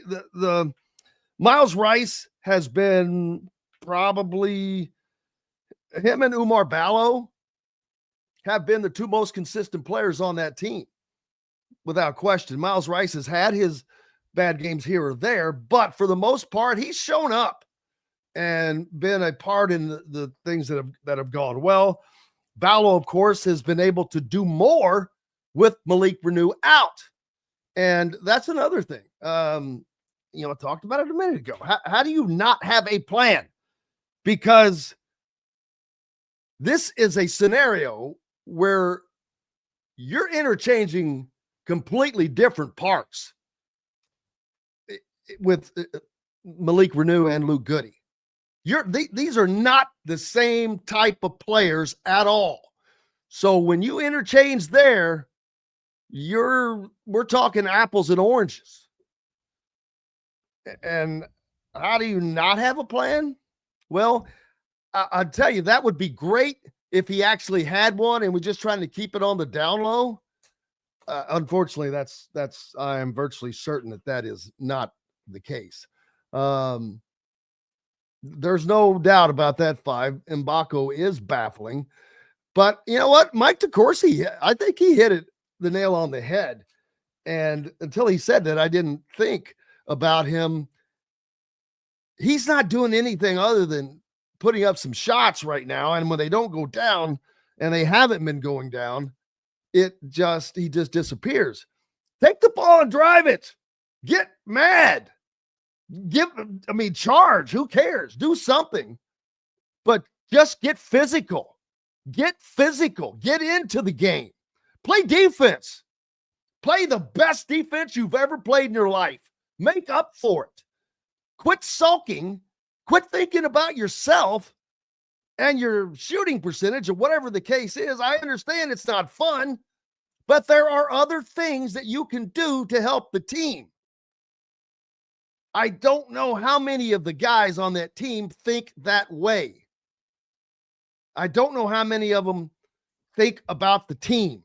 I'm not saying all of them don't. I'm not saying all of them do.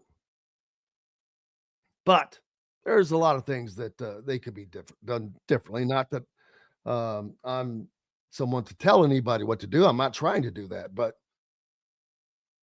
just from the outside looking in, the fact that this team still has an outside shot at doing something is probably more on paper than realism from a practicality standpoint.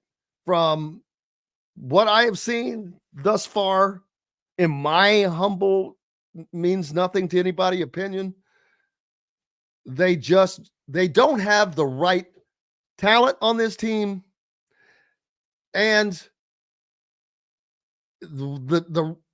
it's not managed the way it should be anyway. I think it's just being mismanaged. The I don't know. You go back a few press conferences before, wish I knew. You cannot have, I'm sorry, I just don't think you can have the guy that's at the top saying, I wish I knew, I don't know. Why? Why don't you know? That's a question. That's an easy question. Just like when I asked, and again, not picking on Anthony Leal, he just happened to be in there, but just like I asked them, because they were talking about this team needs to play with more pride, more this, more that. My question was, why aren't you? Didn't really get an answer, but hey, a fun day again, as always. We're back tomorrow to do this again. Rick Bozich on with us. Indiana basketball heads to Northwestern. Purdue is in action tonight as well. We'll have all of that and much more. Appreciate you being with us on the program today. As always, I hope you guys go out and have a wonderful one. I hope you don't have to go out, to be honest with you, but stay in if you can. Until tomorrow, I'm Jim Coyle. I will see you on the radio. Thanks for listening to Indiana Sports Beat Radio. Be sure to subscribe to our YouTube page for more clips and team coverage of Indiana basketball, football, and more. You can also find full episodes and tons of other content on thehoosier.com. We'll see you next time for another edition of Indiana Sports Beat Radio.